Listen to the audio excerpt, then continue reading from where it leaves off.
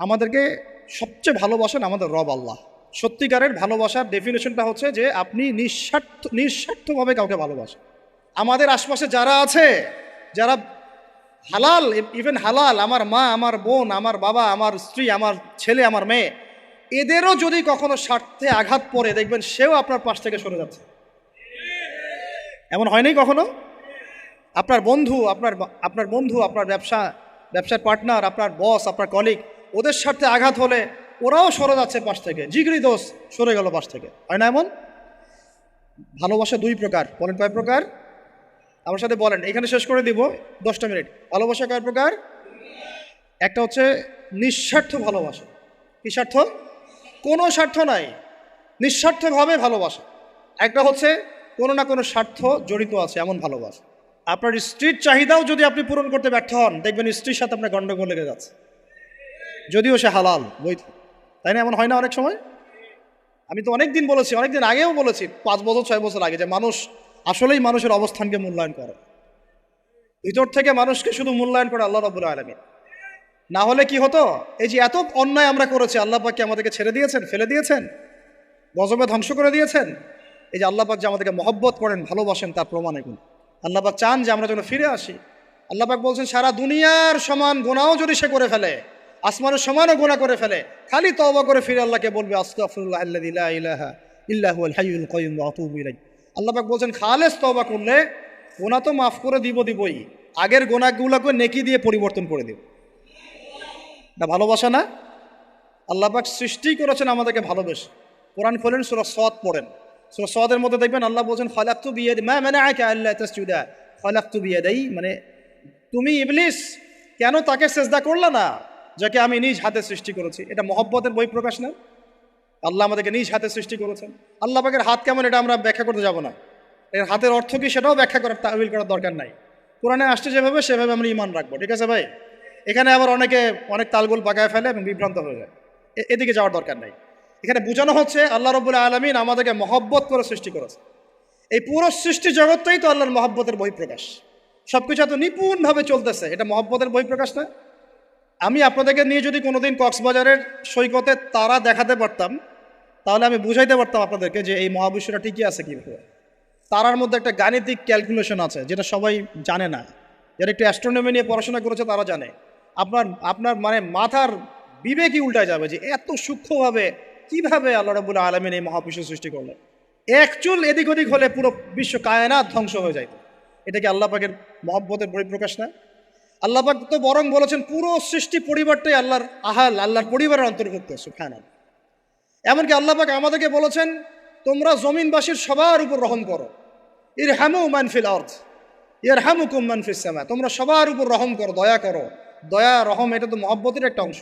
তোমরা সবার উপর দয়া করো, রহম করো, মহব্বত করো। এটা কি হবে?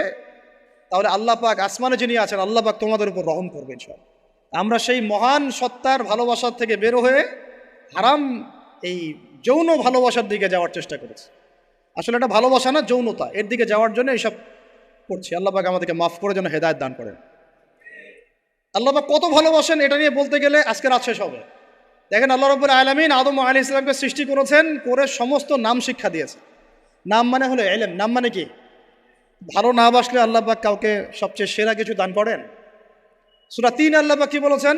ওয়া তিনি ওয়াজ জাইতুন, এগুলো শপথ করে, লাকাদ খালাকনাল ইনসানা ফি আহসানি তাকওয়িম। মানুষকে সবচেয়ে শ্রেষ্ঠ কাঠামো আল্লাহ পাক দিয়েছে, দেন নাই? তো কাউকে যদি মহব্বত না করা হয়, তাকে আপনি সবচেয়ে সেরাটা কি দিতে পারবেন? আল্লাহ পাক আমাদেরকে মহব্বত করেন, ভালোবাসেন, এবং আল্লাহ চান আমরাও যেন তাকে মহব্বত করি, তাকে ভালোবাসি। এবং আমরা যদি কাউকে ভালোবাসি, আল্লাহর জন্য ভালোবাসবো। কাউকে ঘৃণা করি, আল্লাহর জন্য ঘৃণা করব। মহব্বতও আল্লাহর জন্য, ঘৃণাও কার জন্যে? আল্লাহর জন্য। আল্লাহ পাক সমস্ত ইলম শিক্ষা দিলেন, এটা কি ভালোবাসার বহিঃপ্রকাশ না? নূহ আলাইহিস সালামের কওম দীর্ঘদিন আল্লাহর কথা শোনে না, আল্লাহ পাক সবর করলেন, ধৈর্য ধরলেন, গজব দিলেন না, শেষ পর্যায়ে গিয়ে আযাব দিয়েছেন। এই যে আল্লাহ পাক সুযোগ দেন, সময় দেন, এটাকে আল্লাহ পাকের ভালোবাসা, দয়া না?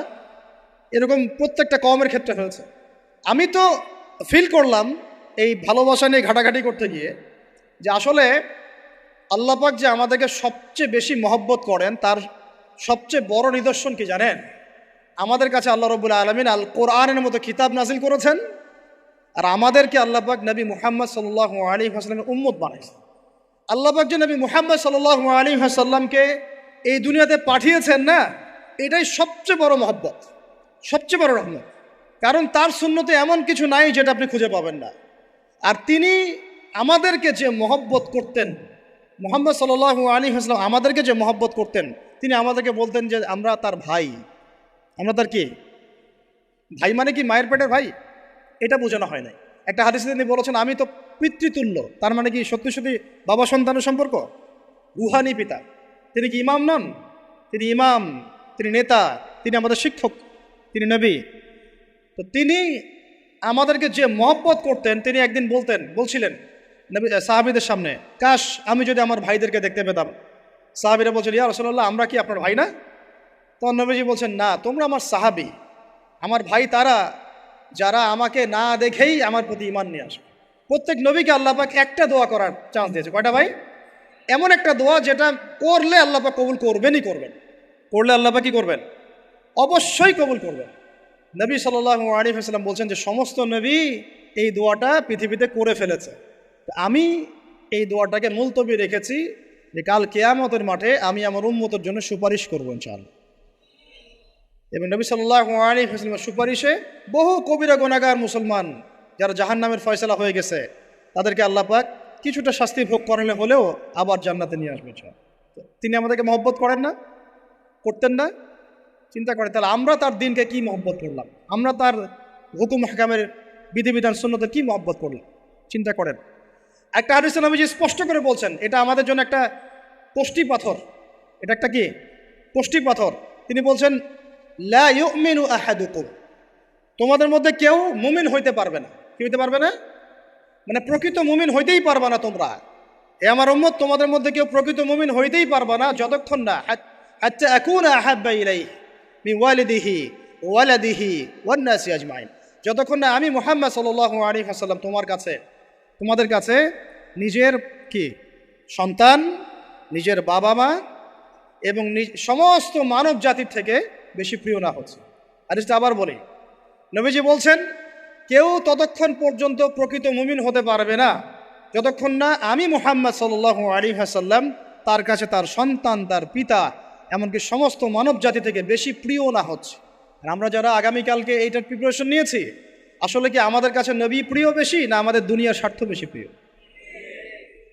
যারা এগুলো করবে তাদের কাছে কি সত্যিই নবী প্রিয়?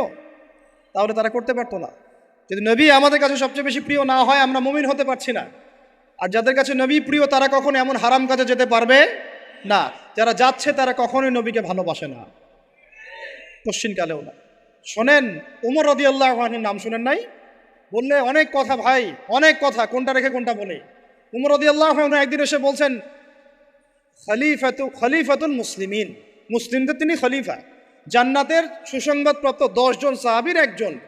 জান্নাতের সার্টিফিকেট পেয়েছেন পৃথিবীতে কয়জন সাহাবী? একটা হাদিসে একসাথে 10 জন। ওই 10 জনের অন্যতম একজন, যিনি এমন শাসন ব্যবস্থা পৃথিবীতে প্রতিষ্ঠা করেছিলেন যার মতো মিসাল এখন পর্যন্ত পৃথিবীতে আর দেখা যায় নাই। একটা হাদিসে আসছে যে রাস্তা দিয়ে ওমর হাঁটে ওই রাস্তা দিয়ে শয়তান হাঁটে না। কি বুঝলেন? শয়তান যদি দেখে ওই যে ওমর, ও আর ওই যাবেন ওই রাস্তার মধ্যে। এই হচ্ছে ওমর ইবনে খাত্তাব। আমার পরে কোনো নবী নাই। নবীজি বলছেন আমার পরে কোনো নবী নাই, লা নবিয়্যা বা'দি, আমার পরে কোনো নবী নাই। যদি হতো তাহলে ওমর হতো, যদি হতো তাহলে ওমর হতো। অন্য একটা হাদিসে আসছে আমার পরে কোনো নবী নাই, তবে তুমি আমার, এটা অন্য সাহাবী সম্পর্কে, আলী ইবনে আবি তালিব সম্পর্কে, তুমি আমার জীবনে তেমন মূসার জীবনে হারুন ছিল যেমন। এটা হচ্ছে আলী ইবনে আবি তালিব। তো এখানে কথা হচ্ছে উমর রাদিয়াল্লাহু আনহুর মতো মানুষ নবীর কাছে এসে বলছেন সাল্লাল্লাহু আলাইহি ওয়াসাল্লাম, ইয়া রাসূলুল্লাহ ওয়াল্লাহি লা উহিব্বুক, আল্লাহর কসম করে বলছি আমি আপনাকে অনেক মহব্বত করি, ইল্লা মিন নাফসি, আমার নফসের চেয়ে বেশি না। মানে আমি আমার জানের চাইতে আপনাকে বেশি মহব্বত করি না। কথা কি বুঝতে পারতেন কি? মানে আমি আপনাকে অনেক মহব্বত করি ইয়া রাসূলুল্লাহ, সব কিছু থেকে বেশি মহব্বত করি, কিন্তু আমার নিজের জানের চেয়ে বেশি না। নবী সাল্লাল্লাহু আলাইহি ওয়াসাল্লাম বলছেন, লা ইয়া ওমর, এখনো মুমিন হওনি ওমর। কাকে বলছেন? কাকে বলছেন? জান্নাতের সার্টিফিকেট প্রাপ্ত একজন মানুষকে। লা ইয়া ওমর, এখনো হওনি। তখন নবী সাল্লাল্লাহু আলাইহি ওয়াসাল্লামকে তিনি একটু পরে আবার বলছেন, ইয়া রাসূলুল্লাহ ওয়াল্লাহি আলান, এখন লা হাব্বা ইলাইয়া মিন কুল্লি শাই হাত্তা মিন নাফসি, এখন থেকে আপনি আমার কাছে সবচেয়ে বেশি প্রিয় সব কিছু থেকে, এমনকি আমার নফসের থেকেও বেশি প্রিয়। তখন নবীজি বলছেন আলান ইয়া ওমর, এখন ওমর, এখন তুমি মুমিন হলে। তাহলে যারা আমরা নবীর সুন্নতের খেলাফ এইসব অপসংস্কৃতি, নোংরামি, জেনা, ব্যভিচার, কনসার্ট, নাটক, সিনেমা, পরকিয়া, এইসব তথাকথিত ভালোবাসা দিবস, এই জেনা দিবসগুলো পালন করছি, আমরা কি আসলেই নবীকে ভালোবাসি? আমরা কি সত্যি আল্লাহকে ভালোবাসি? আল্লাহ পাক আমাদেরকে বোঝার তৌফিক দান করেন, জাহিলিয়াত থেকে ফিরে আসার তৌফিক দান করেন। এরকম প্রচুর ঘটনা। ভালোবাসা তো এগুলোর নাম। ভালোবাসা কাকে বলে জানেন? সাহাবীরা বাসায় যেতেন, আবার দৌড় দিয়ে আসতেন নবী সাল্লাল্লাহু আলাইহি ওয়াসাল্লামের চেহারাটা একটু দেখার জন্য। এটা নাম ভালোবাসা। আপনারা যদি উমরা করতে যান, হজ করতে যান, দেখবেন বারবার আপনার নবীর রওজায় গিয়ে সালাম দিতে মন চাইবে, যে আরেকবার দেখা করে আসি, আরেকটু দেখা করে আসি, আরেকবার সালাম দিয়ে আসি। ভালোবাসা কোনো স্বার্থ আছে এখানে? নবী সাল্লাল্লাহু আলাইহি ওয়াসাল্লাম কি আমাদের কাছে কোনো স্বার্থ দাবি করেছেন? আল্লাহ করেছেন? এগুলো ভালোবাসা। এই ভালোবাসা হলো প্রকৃত ভালোবাসা। আর এগুলো যেটা চলছে এটা হচ্ছে যৌনতা। এগুলো কি চলছে? যৌনতা। ভালোবাসার নাম দিয়েছে এখন যৌনতা। এগুলো ভালোবাসা না, এগুলো পাশবিকতা, প্রবৃত্তির দাসত্ব। প্রবৃত্তি মানে মন যা চায় তাই করতে যাচ্ছে। আপনার মন চাইছে একটা মেয়ের সাথে রাত কাটাবেন, এটাকে আপনি ভালোবাসা নাম দিলেন, কিন্তু এটা হচ্ছে ভালোবাসা না, এটা কি প্রবৃত্তি, পশুত্ব, দাসত্ব, পশুত্বের দাসত্ব করছে। আল্লাহ পাক আমাদেরকে কথাগুলো বোঝার তৌফিক দান করুন। এরকম সাহাবীরা কত ত্যাগ করেছেন। তালহা রাদিয়াল্লাহু আনহুর নাম শোনেন না অনেকেই। নবী সাল্লাল্লাহু আলাইহি ওয়াসাল্লাম উহুদ যুদ্ধের দিন সংকটময় একটা অবস্থায় ছিলেন। তালহা রাদিয়াল্লাহু আনহু একা নবী সাল্লাল্লাহু আলাইহি ওয়াসাল্লামকে ঢাল হিসেবে পিঠ পেতে দিয়ে আসেন, উনার দিকে কোনো তীর যেন আসতে না পারে। শেষে দেখা গেল তার গায়ের মধ্যে 40 থেকে 50টা তরোয়ারের আঘাত আছে, তীরের খোঁচা আছে, বর্ষার খোঁচা আছে। এই অবস্থায় তিনি নবীকে কাঁধের মধ্যে নিয়ে উহুদ পাহাড়ে উঠেছেন নবীকে সেভ করার জন্য। ভালোবাসা। এটা কি? কোন স্বার্থে? কিসের স্বার্থে? দুনিয়ার স্বার্থে? জান্নাতের স্বার্থে। একজন সাহাবী বাড়ি নির্মাণ করেছেন, তো নবী সাল্লাল্লাহু আলাইহি ওয়াসাল্লাম দেখে একটু খালি মানে হয় না, তুমি কে, কার বাড়ি এটা? বললেন আচ্ছা অমুক সাহাবীর বাড়ি। নবীজি একটু ভ্রু কুঞ্চিত করলেন, পছন্দ করলেন না, কিছু মুখে বলেন নাই, মুখে কিছু বলেন নাই, খালি একটু অসন্তুষ্ট হয়েছেন, এক্সপ্রেশন দেখতে বোঝা যাচ্ছে। তখন ওই সাহাবীকে জানানো হলো, তোমার বাসার সামন দিয়ে তো আল্লাহ নবী সেদিন হেঁটে গেলেন, তারপরে আমার বাসা দেখে, তোমার বাসা দেখে আল্লাহ নবী সাল্লাল্লাহু আলাইহি ওয়াসাল্লাম একটু অসন্তুষ্টি প্রকাশ করেছিলেন, মুখে কিছু বলেন নাই, এক্সপ্রেশন ছিল একটু অসন্তুষ্টিমূলক। 3 দিনের মধ্যে সেই বাড়ি ভেঙে গুড়িয়ে দিয়েছে। যেই বাসা দেখে আল্লাহ নবী সন্তুষ্ট হন না, আমি বাসা রাখবই না। ভালোবাসা কিসের জন্যে? কার জন্যে? কার স্বার্থে বলেন? আল্লাহর জন্যে, জান্নাতের জন্য, আল্লাহর স্বার্থে, আল্লাহর জন্যে। কতগুলো বলে শেষ করবো আপনাদেরকে। সাদ বিন আবি ওয়াক্কাস রাদিয়াল্লাহু আনহু উহুদ যুদ্ধের দিন এইরকম করে তীর নিক্ষেপ করছেন। আল্লাহ নবী বলছেন, ইয়া সাদ, হে সাদ, তীর ছোড়ো, তোমার জন্য আমার পিতামাতা কুরবান হোক। আশপাশে 9 জন ছিল, তার মধ্যে একজন করে শহীদ হতে শেষে 2 জন বেঁচে থাকলো, সাদ বিন আবি ওয়াক্কাস, তালহা বিন উবাইদুল্লাহ রাদিয়াল্লাহু আনহু। এগুলো তারা কেন করেছেন? ভালোবাসার জন্যে। ভালোবাসা এগুলোর নাম। কতগুলো বললে শেষ করবো আপনাদেরকে বলেন। নবী সাল্লাল্লাহু আলাইহি ওয়াসাল্লামের কাছে একজন সাহাবী আসেন ইসলাম কবুল করতে এসে হাতের মধ্যে কিছু বালা, আংটি থাকে না, এগুলো ছিল, এগুলো খুলে ফেলে দিয়েছেন নবী সাল্লাল্লাহু আলাইহি ওয়াসাল্লাম, খুলে ফেলে দিয়েছেন।